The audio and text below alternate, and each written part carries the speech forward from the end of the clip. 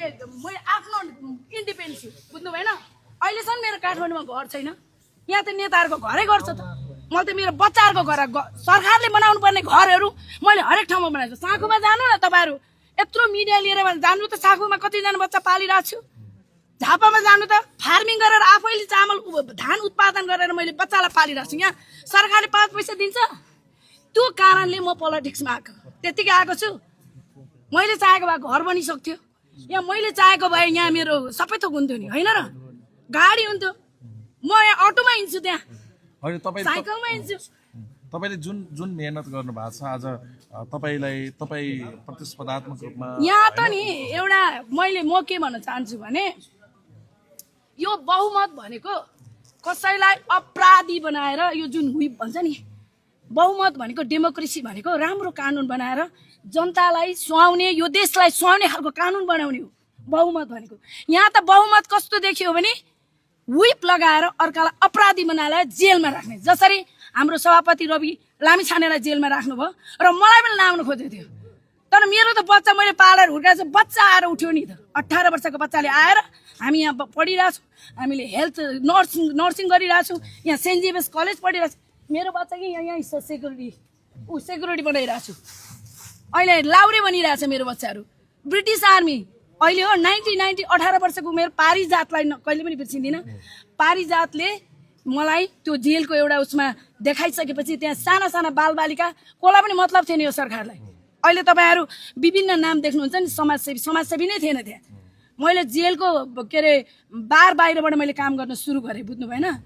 सङ्गठन के हुन्छ भनेर मैले निर्मल लामाबाट सिकेँ सङ्गठन भनेको नि एकछिन यसो गरेर मात्रै हुँदैन सङ्गठन बनाउने पहिलाको मान्छेले कति रियल मान्छेहरू गणेश मान जस्तो निर्मल लामा जस्तो बिपी कोइराला जस्तो मान्छेहरू पाउनुहुन्छ अहिले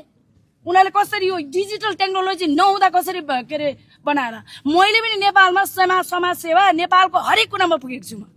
हरेक कुनामा हरेक प्रिजनमा पुगेर चाहिँ मैले बन्दीहरूको आवाजहरू मैले चाहिँ बुलन्द रूपमा उठाएको छु त्यो आवाजहरू खै अहिले आउँछ कुरा गर्नलाई क्रिमिनल जस्टिसका कुराहरू अहिले पनि तपाईले जे गरिरहनु भएको छ आज सकारात्मक काम गर्दा गर्दै लागेको त्यो आरोपहरूले उठेका प्रश्नहरूको तपाईले जवाफ दिँदा थाकिसक्नु भएको छ सायद त्यसकारण थाक्दिनँ म कहिले थाक्दिनँ अहिले चट्टान जस्तै भइरहेको छ मेरो छाती त्यही भएर फेरि इलेक्सन दिँदै थिएँ म डराएर भाग्नेवाला छैन हजारौं बच्चाले अहिले पनि नागरिकता पाएको छैन आज यत्रो मान्छे डेमोक्रेसीको कुरा गर्छ संविधानको धारा 10 ले महिलाको सबै के अरे नागरिकलाई समान अधिकार भनेको छ तर 38 मा गएर काट्दैन अहिलेसम्म आमाले चाहिँ नागरिकता दिने अधिकार थिएन अस्ति हामीले बनायौं म उपसभामा भएपछि त्यहाँ मैले चाहिँ विद्रोह गरेको छु संवैधानिक परिषदमा विद्रोह गरेको छु हरेक अक्षरहरुमा के अरे सामान्य हाम्रो श्रीमान प्रधान न्यायाधीशहरुको चाहिँ के अरे डेट फरक हुँदा पनि केही नहुने एउटा सामान्य नागरिकको एउटा अक्षर फरक हुँदाखेरि हैन एउटा जिरोमा अलिकति कोरिँदाखेरि पनि उहाँहरुले चाहिँ अहिले नागरिकता पाएको छैन अनि देशमा कहाँ न्याय छ हिजो चाहिँ एउटा 76 वर्षको महिला मयानी हक 52 सालमा के अरे 50 सालमा आयो 51 सालमा चाहिँ मयानी हक उले 4.5 बिघा के अरे कमाकोमा अनि 1 बिघा 1 कट्ठा उलाई सूचनाको अधिकार हुनुपर्छ पर्दैन त्यो मान्छेलाई मयानी हक गर्ने मान्छे भएन भनेर त्यतिकै राख्यो मालपुर के अरे मालपोतले अनि लास्टमा यिनीहरुले चाहिँ 32 वर्ष पछि थाहा पाए कहाँ छ सूचनाको अधिकार त्यो महिलालाई 76 वर्षको महिला न चप्पल छ न फाटेको लुगा लागिरहेछ उ जेलमा चिसो छिउनीमा मैले गएर क्रिमिनल जस्टिसको अधिकार प्रयोग गरेर उलाई 75 वर्ष नाएको महिलालाई यदि अपराध के अरे जघन्य अपराध गरेछ भने त्यहाँ भित्र राख्ने अधिकार छैन क्रिमिनल जस्टिसमा लेखिएको कुरा इम्प्लिमेन्ट भएको छैन र यसलाई इम्प्लिमेन्ट गर्नुपर्छ यसलाई विधेयक बनाउनुपर्छ अहिलेसम्म चाइल्ड प्रोटेक्सन ल बनाएको छैन हेर्नुस् 5 किलोमिटर अगा पर जानु भने एउटा स्कुलमा एउटा मजाको टेबल छैन बोर्ड लेख्ने बोर्ड छैन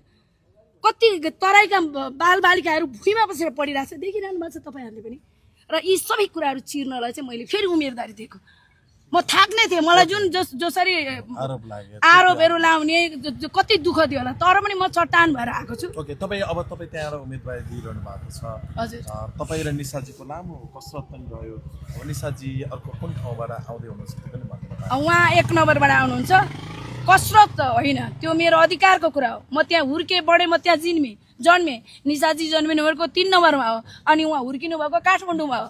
अब त्यहाँ उहाँ के अरे उमेरदारी भएर पनि त्यहाँ जानु भएन, त्यहाँको मान्छेले मलाई चाहिँ आउनु भन्यो। अनि म नउठ पनि त सक्थेँ नि त होइन। तर मलाई किन उठ्न मन लाग्यो भने त्यहाँ मैले सरकारले नगरेको संरचना गरेको छु। आफ्नै बाउले दिएको जमिन, त्यो पनि मैले चाहिँ त्यही जमिनमा चाहिँ स्कुल सुरु गरेर सरकारलाई दिएको छु। प्राइमेरी स्कुल पढाइ भइरहेछ, त्यहाँ 3वटा चिल्ड्रेन होम छ। अनि नेपालभरिमा हाम्रो 11वटा चिल्ड्रेन होम छ। हामीलाई कति दुःख छ, तर गभर्मेन्ट कानुनमा बन्दीको आश्रित बालबालिकाको बच्चाको लागि चाहिँ अलाउन्स दिने चलन छ कानुनमा, तर अहिलेसम्म हामीलाई दिएको छैन, इम्प्लिमेन्ट भएको छैन। सबै हामी जहिले सत्ता पावरमा मात्रै अगाडि बढ्यौँ, इम्प्लिमेन्टमा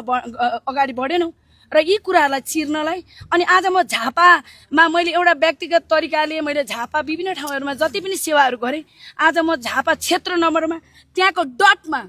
उब्रिएर म मानचित्र कोर्न चाहन्छु। किनभने म न्युयोर्कमा गएर मलाई अमेरिकामा गएर ठुलो हुनु छैन, इङ्ल्यान्डमा गएर ठुलो हुनु छैन। म जन्मिएको त्यहाँको हावा पानीले मलाई चिन्छ, माटोले चिन्छ। र मेरा आफन्तहरू जसले मेरो सङ्घर्ष देखेको छ, त्यहाँ मेरो जीवनी पढाइ हुन्छ। उनीहरूलाई चाहिँ उनीहरूले भोट दिँदा पनि मजा आओस् भनेर मैले 2 नम्बरमा मैले हट गरेर बसेको। र मलाई आज मेरा मान्छेहरू जसले मेरो टिचरहरू जसले मलाई पढाउनु भयो, उहाँहरू भोट लाउन तयार छन्। मेरा विद्यार्थीहरू मैले त्यहाँ पढाएको पनि छु त्यहाँ स्कुलमा। अनि 2005 सालदेखि चाहिँ मैले सीमाङ्कित वर्गहरूलाई फ्री फुड, फ्री एजुकेसन र ड्रेसहरू दिएर चाहिँ मैले अहिले हुर्काएको बच्चाहरू 20 वर्ष भइसक्यो, कति ठुल्ठुला बिहे भइसक्यो। अब ती बच्चाहरूलाई बच्चाहरूलाई चाहिँ अझै व्यवस्थित गर्न विभिन्न कम्युनिटी स्कुलहरूमा चाहिँ हामीले व्यवस्थित गर्नलाई पनि मैले फेरि उम्मेदवारी दिएको छु। र त्यहाँ हात्तीको समस्याहरू छ। हामी हेर्नुहोस्, अरू देशमा यहाँ हात्ती खेदाउँदै बसिरहेछ, हात्तीले मारिरहेछ, बाघले मारिरहेछ। तर हामीले पश्चिममा हामीले चाहिँ तपाईँको हामीले नेसनल पार्क खोल्न सक्छौँ भने अहिले झापालाई पनि हामीले चाहिँ बारेर नेसनल पार्क त्यही बनाउन सक्छौँ हात्ती। अनि प्लान्टिङ गर्न सक्छौँ। अनि म्याक्सिमम प्लान्टिङ गरेर झापालाई अझै हराभरा गर्ने। सुपारी बाहिरबाट हामी